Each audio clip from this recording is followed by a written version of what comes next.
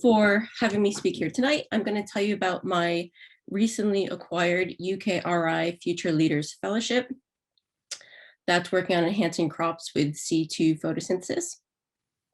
According to recent reports from the World Health Organization, food insecurity and malnutrition continue to be on the rise, and increasing temperature, aridity, and variability due to climate change further threaten food security.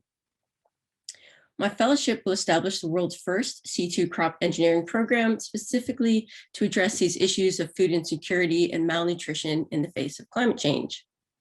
But before I get into the details of my fellowship, I'm sure some of you are asking, what the heck is C2 photosynthesis? And before I explain that, I first want to remind you all that there is a remarkable diversity of photosynthetic types that have evolved. And this diversity has allowed plants to inhabit nearly every biome on the planet. And this diversity has been whittled down into three main categories that you've probably heard about in school. But behind these categories, there is a remarkable amount of diversity that I won't get into today, but it is in fact fascinating. So the first thing I want to point out is the C3 photosynthesis. And this is the ancestral type. And by ancestral type, I just mean it was the first to have evolved in plants. And from there, we had two specializations. We have C4 photosynthesis that evolved, and then CAM photosynthesis. And CAM is just crassulacean acid metabolism. And as I alluded to earlier, these different photosynthetic types evolved to specialize in particular environments. So C3 photosynthesis, those plants dominate cool and wet areas. So essentially here, the UK, right? And C4 photosynthesis, this is a specialization for hot, sunny areas. So you can think of like the African savannas have lots of C4 plants. And then CAM, these plants do very well in particularly hot and dry environments, things like deserts for the most part. Now, C3 photosynthesis is used by the vast majority of plant species, and it's behind some of our most important crops, including rice and wheat, sunflower and soybean. C4 photosynthesis is used by far fewer species, but it's behind some of our most productive food and bioenergy crops, including maize, miscanthus, sorghum, and sugarcane. CAM photosynthesis is used by a lot of succulent plants. So in terms of crops, we have prickly pear, pineapple, and any tequila fans out there would like to know that agave uses CAM photosynthesis. But what does this all have to do with C2 photosynthesis, which is the focus of my talk today? And to answer that, we need to focus on this transition from C3 to C4. And this very simple diagram refers to the evolutionary transition from the ancestral C3 state to the derived and complex C4 photosynthetic system. Now, when C4 photosynthesis evolves, it doesn't do so in one big leap, but it does so, like all complex traits, C4 photosynthesis evolves through a series of intermediate stages, many, many small little steps. That's how complex traits evolve. And these C3, C4 intermediates, if you will, they use a physiology called C2 photosynthesis. Now, C2 photosynthesis is rare. It's currently only known to be used by about 50 plant species, although I actually think it's far more common than that, and it just hasn't been identified yet. But of the 50 species, you probably haven't heard of most of them or all of them. The only one you probably know is rocket, which is the salad green that you eat. That's a C2 species. And there's a couple of kind of horticultural species that you may have heard of. But for the most part, these are not species that you know off the top of your head. But what I can say is, despite its rarity in terms of species, it's actually incredibly geographically and ecologically widespread. This map here, each of these green dots is an occurrence point where C2 plants have been found. And what you can see is that it's been discovered, these plants have been discovered on every continent except Antarctica. So it's incredibly geographically widespread, despite there only being a few species. And without going through all the details of what I've written here, the point I want you to take away is that C2 plants can grow in very, very hot areas, for example, here in Pakistan, but also very, very cold areas like in Canada and the northern United States and in the mountains. They also grow in incredibly wet areas like the tropical rainforests of Colombia, but also in remarkably dry areas like these coastal deserts of Peru. So C2 plants are incredibly geographically and ecologically widespread, and that could be interpreted as them being very successful. So what are the unique benefits of C2 photosynthesis? And without going into too much detail, I decided to spare you the biochemistry, knowing that this is a broad audience. But this little known photosynthetic pathway is a natural CO2 concentrating mechanism. It boosts photosynthetic efficiency compared to C3 plants. One of its key strengths is its environmental inducibility, meaning that it tolerates a broad array of environments, and importantly, variable environments, such as those we're currently seeing with climate change. Thus, my engineering program is primed to create climate-ready crops for today and also into the future. Furthermore, my research program targets high nutrient crops, thus helping to fight global malnutrition.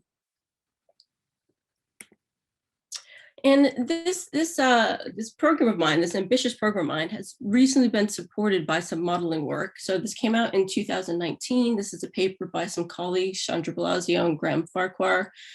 And their modeling work essentially said, what if we engineer either C2 photosynthesis or C4 photosynthesis into rice? What would it look like? What kind of benefits could we expect? And what they found is that C2 rice would have a modest but consistent improvement across a broad range of temperature and light environments. So it's not a huge benefit, but it's always there. And that's in stark contrast to engineering C4 rice. And there's been a lot of money and international research effort put into C4 rice creation. And one of the, not problems, but one of the things with a C4 engineering effort is that you get a really big benefit from it, but only in a very small subset of environments. So that's something to consider in terms of where we're going with climate change. Right, so getting on to my particular research plans and how I'm going to actually create C2 crops, I'm going to go through step by step in terms of what I plan to do over the next several years. And the first thing that I did or am doing is I've picked 4 target plant families to work on.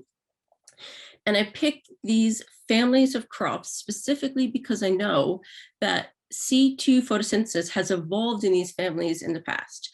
And what that tells me is that plants in this family very likely are predisposed to C2 photosynthesis. They might have some enablers that allow them to take on C2 photosynthesis more effectively, rather than using crops in a distant family where C2 has never evolved, and it might not take it up very well.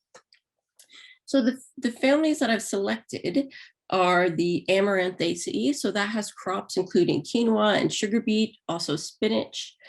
The Asteraceae, this includes sunflower and lettuces. The Brassicaceae, this includes cruciferous vegetables such as broccoli, cauliflower, Brussels sprouts, kale. Also oilseed rape, that's included in Brassicaceae. And then finally Poaceae, these are our grains. So this includes C3 crops like rice and wheat. All right, so step 1 of my plan. The first thing I need to do is identify phenotypic components. And what I just mean by that is I need to know exactly what C2 leaves look like. And so within these 4 families, I'll take several species and I'll just characterize exactly what their leaves look like in terms of how big the internal cell sizes are, where the organelles are located, and the biochemistry. So where is the particular biochemistry located? The next step is actually this really cool brand new method I'm going to use. It's actually, I'll be one of the first people to use this in plant systems. It's called spatial gene expression profiling. And all I want to know, all that I'm doing here is I'm trying to determine exactly what genes are expressed where within a C2 leaf. So I'll be able to look at individual cells and see which genes are expressed in them. It's a very cool new technique and I'm excited to give it a go.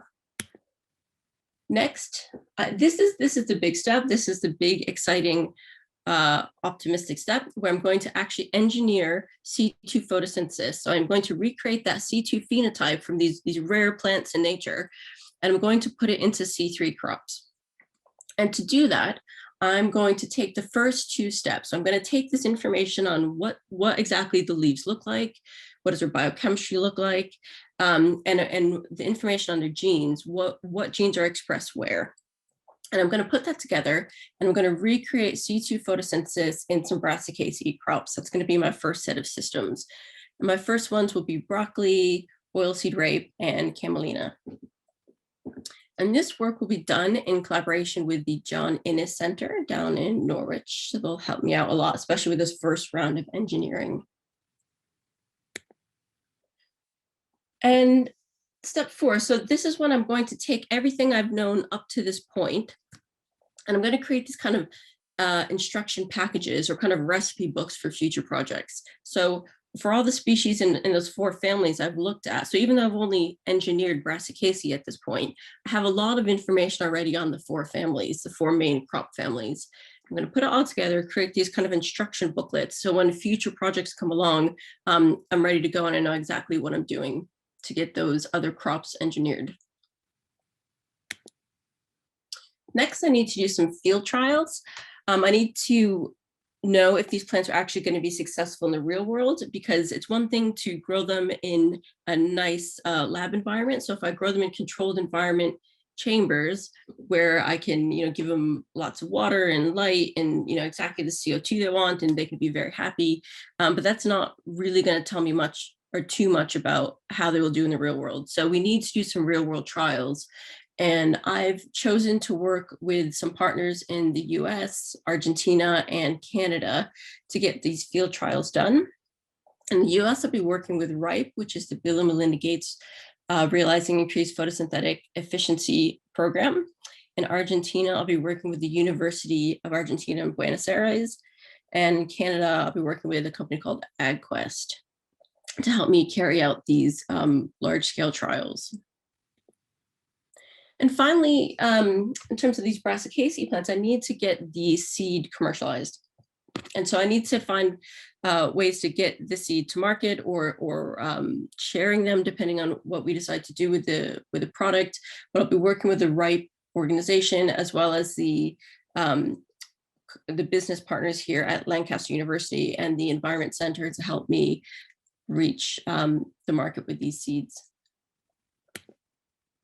And then, so this is the actual last step of my program. And this has me basically starting all over again. And I'm going to start all new transformations with a whole new set of crops. And for this, I'm focusing on the next 2 families, which are the Asteraceae, and I'll work on sunflower and safflower. These are oils we use. And then next I'll work on the Amaranthaceae, and I'll be working on quinoa and sugar beet. Sugar beet being an important UK crop. And to start these programs, I will already have these engineering packages ready to go. So it should allegedly be fairly straightforward. And then, whereas I'll just be starting this Amaranthaceae and Asteraceae work in the Future Leaders Fellowship, it will be the basis of future grant proposals. So by the end of my fellowship, I will have created the world's first C2 engineering program. I will hopefully have created these crops that have a broad environmental tolerance, something that's going to be crucial under climate change. And finally, I will have improved yield in high nutrient crops to fight malnutrition. And that's it.